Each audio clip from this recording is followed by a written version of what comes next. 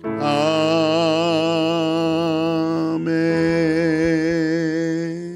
아멘. 피아노 감사합니다. 오늘 하나님이 저에게 주신 말씀은 출애굽기 38장 21절에서 31절 말씀입니다.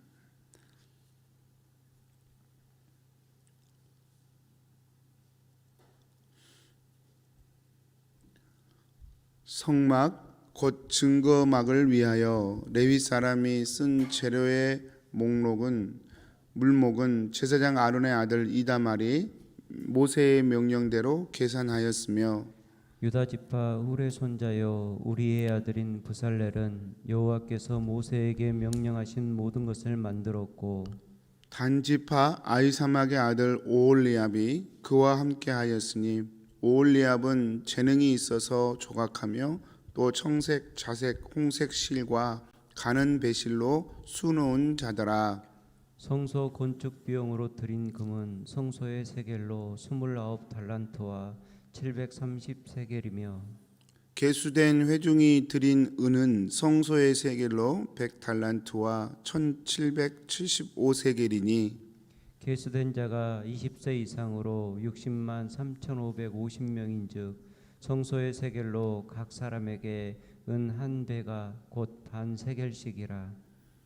은 100달란트로 성소의 받침과 휘장문의 기둥 받침을 모두 100개를 부어 만들었으니 각 받침마다 한 달란트씩 모두 100달란트요.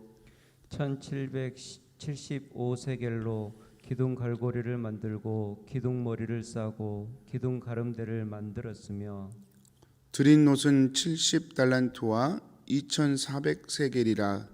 이것으로 회막문 기둥 받침과 놋 제단과 놋 그물과 제단의 모든 기구를 만들었으며 뜰 주위의 기둥 받침과 그 휘장문의 기둥 받침이며 성막의 모든 말뚝과 뜰 주위의 모든 말뚝을 만들었더라.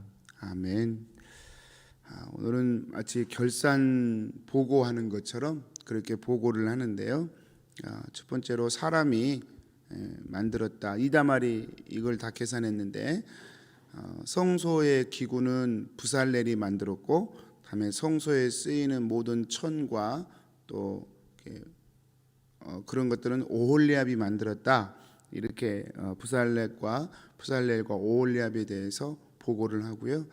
다음에 그 성소를 건축하는 비용과 재료들에 대해서 세 개로 나누어서 보고합니다. 금과 은과 놋이었다. 이렇게 보고를 합니다. 성도님들, 금을 보고하는데 뭐라고 보고하냐면 29달란트와 730세겔이었다. 금으로 드는 것이. 그 당시에는 화폐가 없었죠. 특별한 화폐가 없었기 때문에 자체 내에 화폐를 써서 이렇게 금 한 달란트, 그게 오늘날로 말하자면 그냥 돈입니다. 그래서 금 29달란트 730세겔을 이 비용이 들었다. 그렇게 보고를 하는데요.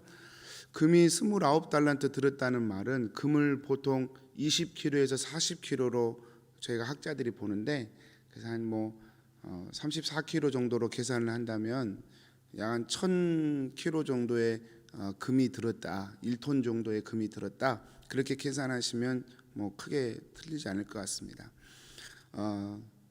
여러분, 금이 1톤이 들었다. 좀 많다고 생각하십니까? 모르겠어요. 상대방 형편 따라 좀 다르게 느껴지고 또 상황에 따라 좀 다르게 인식될 수 있겠지만, 금 1톤은 사실 하나님에 비하면 택도 없죠. 하나님에 비하면 택도 없고, 또 한 민족의 재단으로 보기에는 좀 적겠죠. 적은 정도가 아니라 좀 초라하다 여겨질 만큼 사실은 그렇습니다. 모세가 만든 성막의 특징이요, 와, 이게 전부야? 이렇게 말할 수밖에 없는 그런 모습이에요. 그때 당시에 그 고대 군동에 각자의 신을 섬기는 제단들과 비교해서 더욱 드러났죠. 참으로 초라했습니다. 이 성막 자체가 45m짜리, 22m짜리예요. 우리 교회의 정확히 한 2배, 가로 세로 펼쳐서 한 2배 정도 되는 게 성막 테두리, 성막 테두리이고, 그 안에 들어간 성소, 이렇게 지금까지 제가 배웠던 4가지의 재료로 이렇게 꽉 싸서 등잔대도 들어가고 떡장도 들어가고, 이런 성소는 사실은 가로가 5m짜리, 그리고 길이가 13m짜리, 그러니까 우리 회중석 같은 오른쪽에 있는 넓이만큼 한 2배 정도 늘리면 정도 돼요. 별로 안 커요, 사실은. 굉장히 한 민족의 제단이라고 보기에는 굉장히 작습니다. 은도 뭐 그렇게 100달란트가 쓰였다라고 하지만 뭐 30달란트의 3배니까 한 3톤 내지 3.5톤 정도가 쓰였다고 보여지는데요. 뭐 돈으로 환산되면 뭐 그렇게 뭐 엄청난 가치는 사실 아니에요. 성소는 이렇게 외부적으로 보면 그렇게 45m, 22m짜리 천막 안에, 또 그 안에 조그마한 텐트를 쳐서 여러 가지 물건을 놓은 그런 격입니다. 그런데 성도님들, 그렇게 보기에는 다른 이방 제단과 비교해서 화려하지 않지만 이 제단의 특징이 있습니다. 그게 뭐냐면 하나님이 직접 설계하셨다는 것입니다. 하나님이 직접 설계하셨다. 하나님이 직접 명령하신 거예요. 만약에 사람이 했다면 제 생각엔 더 화려하게 했을 것 같아요. 사람이 했다면, 사람이 하나님께 지시 안 받고 내가 하나님의 이미지화 시켜서 그걸 했다면 아마 훨씬 멋지게 했을 겁니다. 제 생각이에요. 사람은 항상 이렇게 확대시키기를 원하거든요.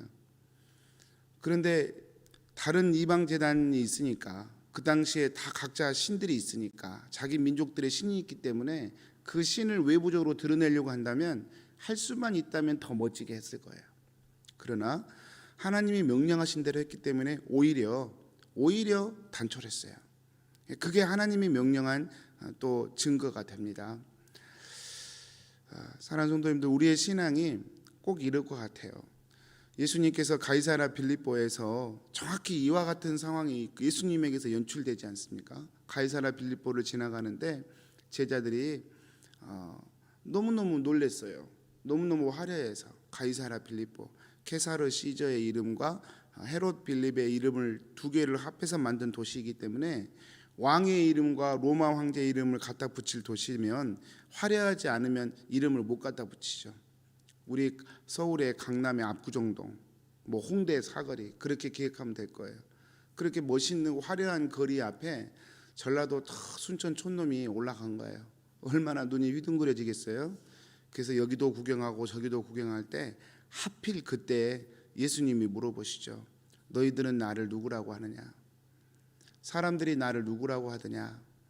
예수님 눈앞에 똑같이 초라해 보였거든요. 그분 앞에 뭐라고 얘기할까요? 세상은 너무 화려해 보이고 예수님은 자기들과 똑같아요. 집도 절도 없이 떠돌아다니고 꾀재재하고 입은 옷도 뭐 그냥 남대문 시장에서 갔다가 입은 3,000원짜리 옷 같고 자기들과 전혀 다를 게 없는 초라한 모습의 예수님이 하필 그때 비교가 되는 장소에서 물어보신단 말이죠. 너희들은 나를 누구라고 하느냐? 마치 그와 같습니다. 근데 성도님들, 우리의 신앙이 그렇게 보일 때가 있어요. 세상 사람들이 신앙을 우습게 여겨요. 심지어는 우리 믿는 분들도 이 내 안에 있는 이 신앙, 이 믿음을 우습게 여길 때가 참 많아요. 먹고 사는 거 다 하고 힘이 딸릴 때 가끔 꺼내보는 거. 여러분, 안 믿는 사람들도요, 신이라는 존재를 그렇게 찾습니다. 혼자 열심히 살다가 안 되면 전보러 가고 구다로 가고 절에 가서 한번 엎드려 보고, 그래도 안 되면 또 교회도 한번 와보고, 이렇게 돼요. 왜 그렇습니까? 믿음이라고 하는 존재가 그렇게 크지 않기 때문에 그렇습니다. 근데 성도님들, 눈에 보기는 이렇게 초라하지만 하나님이 직접 디자인하시고 하나님이 내가 이곳에 너희와 함께 있을게 라고 지은 것이 성막이라는 거예요. 이스라엘은 성막 때문에 승망성쇠가 항상 결정되는 곳이었어요. 하나님의 임재 여부에 따라 항상 흥망성쇠가 결정됐던 것이 구약 성경의 이스라엘의 모습입니다. 오늘도 성도님들 똑같지 않겠습니까? 우리가 세상을 살아가면서 예수님 때문에 행복하지 못하면 누가 우리를 행복하게 해주겠습니까? 예수님이 내 인생의 주인이심을 믿고 내 삶을 이끄실 것을 믿지 못하면 우리가 누구를 믿겠습니까? 누구를 믿겠습니까? 아무리 사랑하는 사람도 또 사랑하는 부부도 나중에 늙고 병들면 한 분을 먼저 보내야 되잖아요. 사랑하는 자녀도 여러분 품 안에서 자녀이지만 나가서 살다 보면 1년에 한두 번 얼굴 보기도 힘들잖아요. 나중에 결혼해서 손주들 손자들 낳아버리면 더 힘들어질 거예요. 각자 사는 거죠. 각자 사는 거죠. 우리의 삶 가운데 정말 평안과 위로가 주는 분은 누구일까요? 아무리 세상이 화려해 보여도 아무리 멋져 보여도 그곳에는 참된 만족과 평안이 없는 거예요. 초라해 보이지만 그냥 기도하는 것 같고 그냥 성경 읽는 것 같지만 그 믿음이 우리를 영혼까지 끌고 가는 하나님의 능력이 됩니다. 오늘도 저와 여러분 안에 그런 은혜가 늘 있었으면 좋겠어요. 제가 신학교에서 공부할 때 참 재미있게 교수님한테 들었던 내용 중에 하나가 교회 역사를 보면 예수님의 초상화를 그릴 때 사람들이 힘들면 예수님을 얼굴을 살찐 예수님을 그렸다는 거예요. 그리고 사람들이 배가 부르면 예수님을 아주 살이 쭉 빠진 분으로 그렇게 초상화를 그렸다는 거예요. 저는 참 재미있게 들었어요. 예수님조차도 우리가 이미지화 시키는 거예요. 내가 너무 힘들면 예수님은 우리에게 부를 주시는 분이야. 그래서 예수님 얼굴을 통통하게 멋지게 그려놨다는 거예요. 그리고 사람들이 배가 부르면 예수님은 항상 우리를 위해 죽으셨어 하고 자꾸 이렇게 삐쩍 마른 분으로 고난의 주님으로 자꾸 그래야 상대방으로 밸런스를 맞추는 거죠. 제가 그 그림 보면서 그런 생각해왔어요. 여러분 우리가 예수님을 아무리 살찐 분으로 묘사해도 예수님이 살찐 분입니까? 우리가 아무리 예수님이 빼쩍 마른 분으로 묘사해도 예수님이 빼쩍 마른 분입니까? 저는 아무리 상관없다고 생각해요. 누가 뚱뚱하게 그리든 뭐 빼빼 마른 분으로 그리든 예수님은 예수님이시겠죠. 항상 그분은 그분이시죠. 신앙생활도 마찬가지예요. 우리는 자꾸 예수님을 내가 상상해서 만들려고 믿으려고 해요. 예수님은 이런 분이셔야 돼. 예수님은 이런 분이셔야 내가 믿어드릴 거야. 상황에 따라 자꾸 바뀌는 거죠. 그러나 성경은 예수님은 어제나 오늘이나 영원토록 변함없는 분이라고 얘기합니다. 그분이 누구셔요? 우리 안에 거하시는 하나님이셔요. 오늘 또 하나님은 하나님이십니다. 세상이 아무리 예수님을 들었다 놨다 해도 예수님은 그냥 예수님이십니다. 그리고 그 예수님은 우리 안에 성령으로 거하십니다. 번개가 치고 비가 오고 햇빛이 찌고 요동을 쳐도 우리 안에 예수님은 우리 안에 성령으로 거하십니다. 그게 진리입니다. 오늘 또 그 진리 안에서 저와 여러분이 담대하게 누가 부러워하지 않아도 상관없습니다. 누가 무시해도 상관없습니다.